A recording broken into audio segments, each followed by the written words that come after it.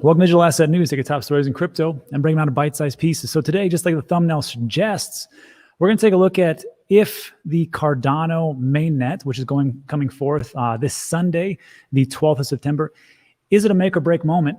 And is this all functioning in the way that it should? So we're going to go over to take a look at a couple of things. First, we're going to take a look at the Cardano testnet troubles, min swap responses. Then we're going to do a mainnet predictions. And because I'm not a developer in any way, shape, or form, I brought my friend on, Hashoshi, to put things in English for us because I don't understand some of these things. Okay, most of these things. So Hash is here to help us out. Hash, thanks so much for coming on. Yeah, thanks for having me. Yeah, man, cool. So look, you're busy, I'm busy. Let's get down to it. First of all, this is Hashoshi. He's a good guy. He's got a great channel. I will link it in the description. So Hash, just real quickly, tell us about what you do as far as your JOB, and then give us some of like your investment style. Are you like a hardcore leverage trader, 50, 100x, just like me? Just kidding. Are you like, are you like more of an investor? Yeah. So my background, I come from a deep technology background. I've worked on the sort of the tech side and the development side of blockchain and crypto for 6 years now, maybe. I think full time. Yeah, 6 years ish, and researched it for even longer than that. It's just been my life's passion. In terms of investing in the space, because of that background, I'm really not a leverage trader or really a trader at all for that matter. I'm a fundamentals guy. I look at projects, what they do, how they work, whether I believe in their technical approach, and whether or not I think it's going to change the world or it has the ability to solve a problem. That's really what I do. Yeah, it makes sense. It's the same thing with me. I always talk about betting on people. It's just that, Hash here, he's got more of an in-depth knowledge about what's going on behind the scenes as far as what project is gold and what is just trash. So Hash, thanks for answering those questions. Let's jump right in, shall we? Let's do it. So first things first, this is what the market's doing today. We're down a little bit. I think we're at like 2.1 trillion, something like that, 100 billion, give or take, we'll say. Bitcoin's at 45,000, Ethereum is 3,300, Cardano's $2.42, and so on and so forth. Nothing's really up big in the last 24 hours except for Terra Luna. So congratulations, Terra Luna holders, and Avalanche holders up 17%. Pretty good from yesterday because yesterday sucked. So that's just here for reference. But the thing I want to talk about was this. So the launch is confirmed. This is from IOHK for the mainnet launch. But right now we're doing everything as far as the test net for Cardano smart contracts. But everything looks to be going well. And it's going to happen 12th September, which is this Sunday. So here is that essential part. But the next thing we're going to talk about are the testnet troubles, as it were. So this was an article I shared with Hash before we got on here. And it talked about how Cardano plunges as critics take aim. And what I want to do is just read a section, and I'm going to have Hash just talk about it. So the first things first. This was a quote from Eric Wall, and he's the CIO, Chief Investment Officer at crypto fund Arcane Assets. And he says, Cardano was not built for the current DeFi landscape. In its current state, it's going to require tons of workarounds for developers to build certain types of common DeFi apps. And I'll read these two sentences and I'll let Hash take it away. One is the concurrency issues, which is difficulties around multiple users interacting with the protocol at the same time. So let's just start with the concurrency issue first and foremost. Hash, what is this all about? How does this work out? And is this going to be a big fundamental flaw moving down the road? Yeah, I mean, this really comes down to the fundamental differences in the design decisions that were made in Cardano versus what everyone's used to right now in the DeFi space, which is basically Ethereum and its derivatives, right? So you have in Cardano, it's based on a UTXO model. It's called an extended UTXO, which we can talk about a little bit more later. But essentially, same as what Bitcoin established early on, unspent transaction outputs. And so basically when you make a transaction, for example, it behaves very much in a sort of in a cash-like way where you consume UTXOs as inputs to new transactions, which then makes them spent. And then the recipient gets a new unspent transaction output to then spend somewhere else. You have basically like paying cash and getting change. And what that gives you is a lot of cool things. Like mainly the thing you hear IOHK talk about all the time is transaction determinism, which is basically that transactions are going to behave and operate very predictably.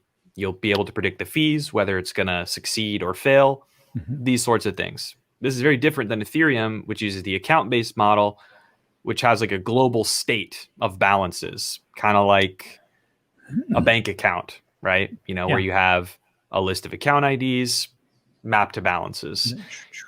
Yeah, exactly. And what you see in and what you see in Ethereum is one of the major issues, which is side effects, right? Okay. You're relying on a smart contract on chain to fix potential issues that happen from concurrency and from the execution of multiple transactions that are trying to affect the same state at the same time. So it's kind of like, you know, when you're at the store and you're going for, you know, the last filet mignon on the shelf, right? We're all high rollers, right? In crypto. Or you're going for the last filet mignon on the shelf, somebody else reaches for the same one. You now have contention. Okay. You know, your task, both of your tasks is I need to get that thing. You reach for the same thing.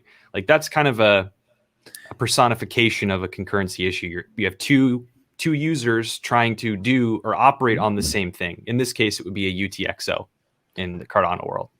It's kind of a loose, generalized analogy, but the same sort of thing. And that's what they're talking about here. This concurrency challenge. So could you have, let's say, two users, they're both interacting, you know, the same type of thing. Then maybe like a third one comes in and they're all interacting on the blockchain and they're trying to do some type of transaction. Can there be more than one user concurrently working on the blockchain and doing a transaction, or does it only has to be this one to one to one to one? So it's really at the UTXO level that you have this potential challenge, and it's really just a design consideration. So I actually completely understand where critics might come and look at this and say this is a real issue because they have this sample size and it's such a wildly different way of doing this. Yeah. And what I think people need to take away from this is that while you are making a trade-off no matter what, when you go and you make a design decision that's so wildly different, we're going to go with UTXOs. We're going to extend it to support, data and scripts, and we're going to do it this way. Very different than Ethereum. If you compare it and you measure it by Ethereum standard, the way that the Ethereum world does it, it's never going to look right. You know what I mean? So it's kind of the way that you're evaluating it. And this is like going back to 2015 when Ethereum was first coming into the space and saying none of this will ever work because people haven't figured out how to set up good, like, quality token standards for fungible tokens and non-fungible tokens. Yeah. Or great example, CryptoKitties, Okay. early NFTs, Right. untenable, completely really inefficient, I remember.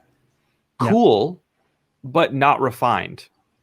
Now we have much better standards. We have ERC 721, which still has some issues. It's expensive, but you also have a ERC 1155. You have 998. You have all sorts of really cool standards now, and it's much more mature. Same thing's going to happen here. Just because it's not like Ethereum DeFi doesn't mean it's not going to be successful. You know, Gotcha. order book exchange. Yeah. Something a lot of people want because it works very much like what you're used to in traditional finance. Not really feasible to do on Ethereum right now. Might be way more feasible on Cardano. So it's going to be picking the right tool for the job. That's the key. I guess it all makes sense because we're in uncharted territory. We haven't really done this before. Yeah. So now we're moving forward and people are like, this doesn't make any sense. How could this possibly work? Because it hasn't worked before. Well, yes, because it hasn't been here before. It hasn't really been created. I mean, yes, we talk about UTXOs and Bitcoin and everything else, but for it to move forward with smart contracts and NFTs and everything else that it wants to do makes a lot of sense. All right. So that is that part. Let's jump back real quick to the article itself. So we talked about the concurrency issues, multiple interacting with the protocol at the same time. And this was the issue with MinSwap. MinSwap is the first DApp on the Cardano public testnet.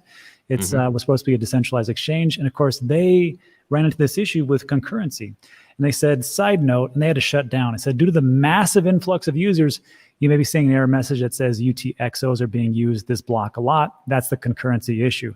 And they had to shut themselves down and then kind of figure out what it's going to be in the future. And then it goes on to talk about unspent transaction outputs, UTXOs, this is what they're talking about. It says it makes the network impractical for use because of things like Uniswap, which of course is all ERC20 based, which processes over 10,000 transactions on a daily basis. So again, just real quick, Hash, anything else to add about that piece right there? Yeah, I mean, I think it's just following on what we talked about before. It's that, yes, in a sense, if you were to try and just take the Uniswap model and just naively deploy it on Cardano, it wouldn't work well. But that's not necessarily to say that that's the end of it, right? Like MinSwap, I think the issue there was that maybe they got more usage than they thought.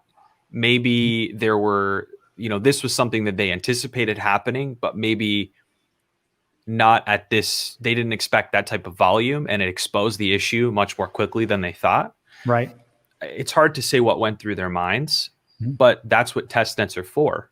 And the only thing I would have done differently is I would have said, here's this thing that we're seeing in our closed testnets.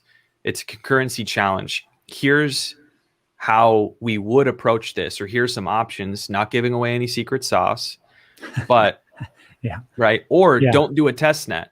Everyone right now is embargoing their solutions to this problem because it's been clear for a while that this would happen with UTXOs. This has been studied for a while. This is why Bitcoin has had issues with smart contracts, among other things, right? Bitcoin's UTXO is different than Cardano's. It's been modified for a reason.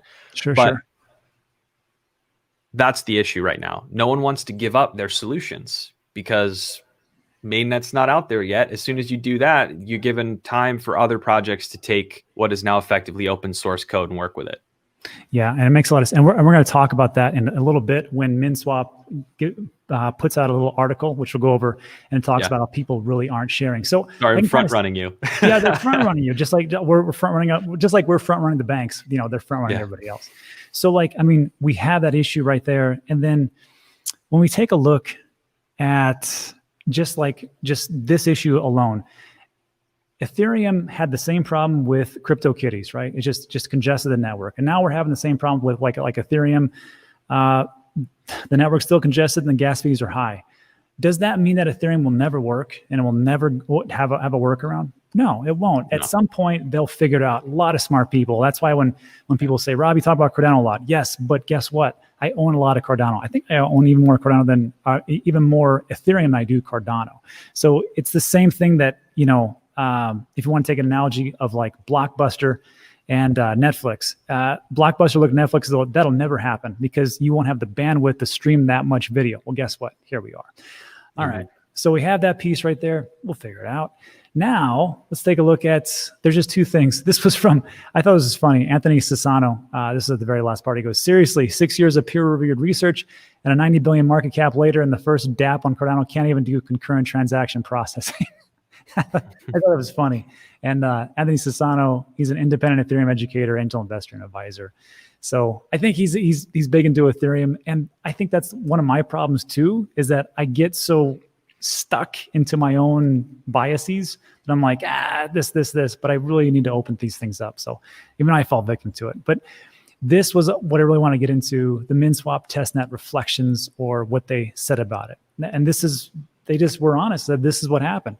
So MinSwap, just like you talked about, Hash, has known about the concurrency challenge since we first began building on Cardano over 6 months ago. It's not a fundamental flaw, but it's simply a design challenge.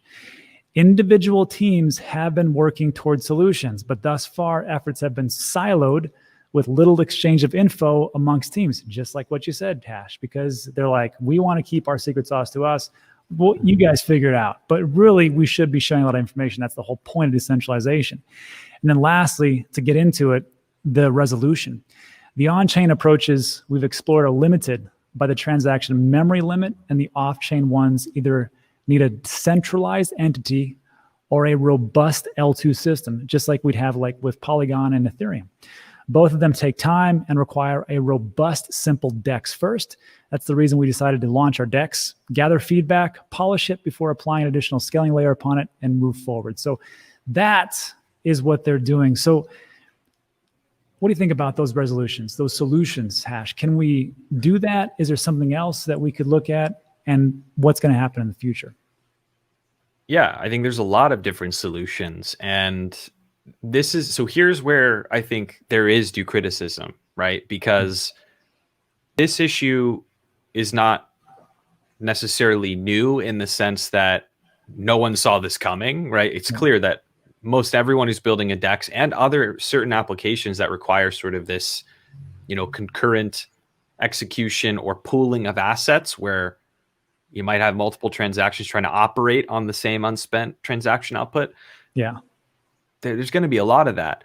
The challenge, though, is that because Cardano has been built in such a different way, all the way down to the language itself, its own scripting language, right?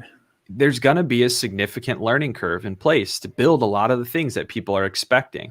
So it's not going to be like, okay, we're going to build the most performant, high quality dApps that do everything you would expect with perfect user experience on September 12th.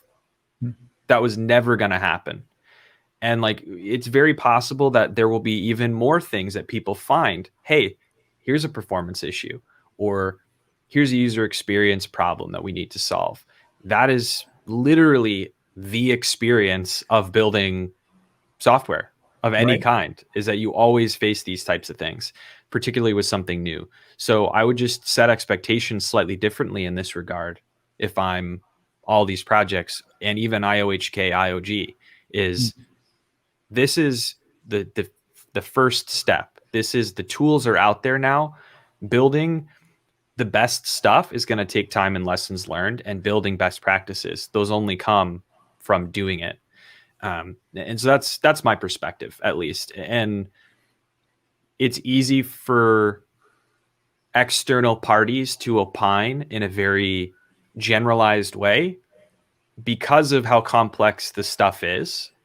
I mean, if you use a computer or a phone, any technology whatsoever on a day-to-day basis, you experience both concurrency and parallelism in your everyday life all the time.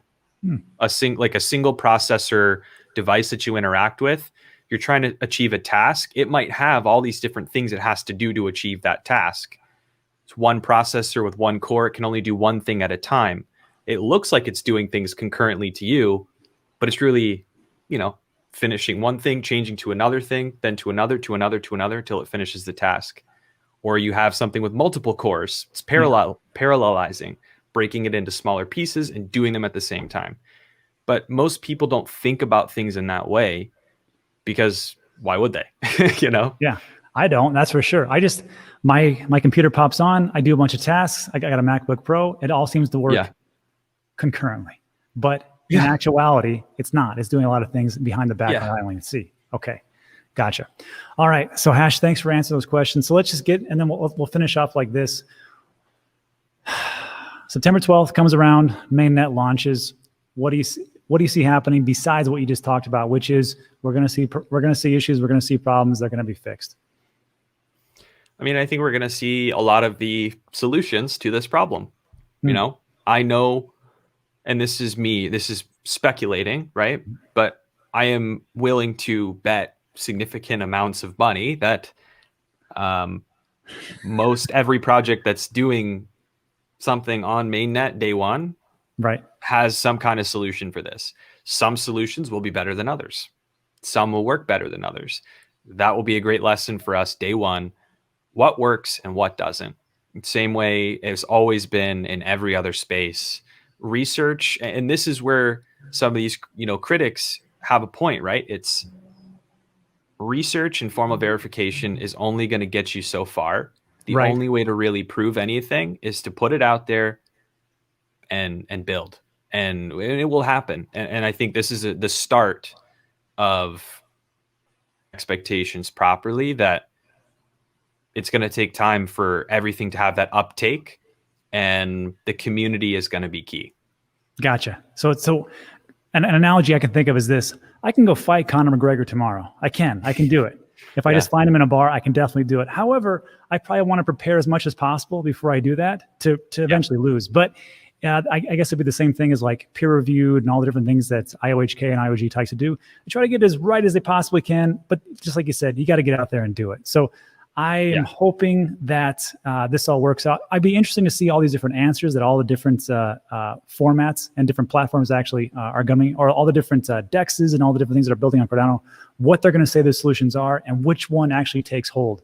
Now, as far as like price prediction, me and Hash are the same way. We're going to bet a pretty good amount of money on this one, but it's all up to you watching the video. If this is investment opinion, not investment advice, if you think it's a buy the rumor, sell the news, then do what you got to do. Or if you think that this has some legs, there's going to be a lot of things coming in the future, you might want to stick around. So that is it for today. Hash, I want to say again, thanks for coming on and speaking English, because I couldn't understand what was going on. So I appreciate you breaking it down. It's tough. It's tough. I mean, sometimes I'm reading things that are very nuanced and people are taking hard stances based on very nuanced topics. And it's like, whoa, that's problematic. So totally understand. That's crypto, baby. That's crypto. Yeah. All right, everybody. Well, thanks for watching. First of all, go check out Hash's YouTube channel. There's a link in the description. He's also one of the guys that I put in every description of my video as the people that I watch almost every day when I can. And that is it. Give it a like, subscribe, and we'll see you on the next one.